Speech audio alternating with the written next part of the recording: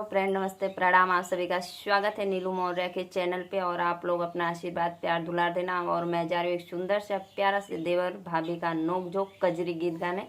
आप लोग जरूर इस वीडियो को फुल वॉच करके देखना, तब आनंद ले पाएंगे। हर हर महादेव। देवरू मान लेता हमारो कहनवा बाय नैहर में परनवा बायना।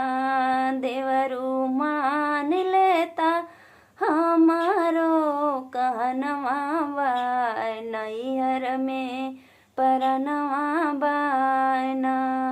हमके लेके अपने साथ चला मामी जी के पास। हमके लेके अपने साथ चला मामी जी के पास। मम्मी रोवत हुई है व्याकुल मोर मनवा बाय नैहर में परनवा बायना। मम्मी रोवत हुई है व्याकुल मोर मनवा बाय नैहर में परनवा बायना।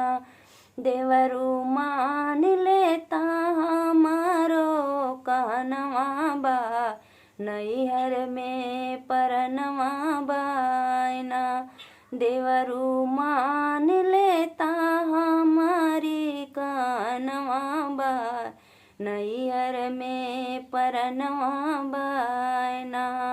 देवरू माना हमारी बात, हमके छोड़ा भाभी के पास। देवरू माना हमारी बात, हमके छोड़ा भाभी के पास। भाभी सोचत हुई है ननदा मोरी ससुरवा बाय नैहर में परनवा बायना। भाभी सोचत हुई है ननदा मोर ससुरवा बाय नैहर में परनवा बायना। देवरू मान लेता हमारो कहनवा बाय नैहर में परनवा बायना। देवरू मान लेता हमारो कहनवा बाय नैहर में परनवा बायना। नाही मन बा हमारी बात, जइबै भैया जी के पास। नाही मन बा हमारी बात, जइबै भैया जी के साथ।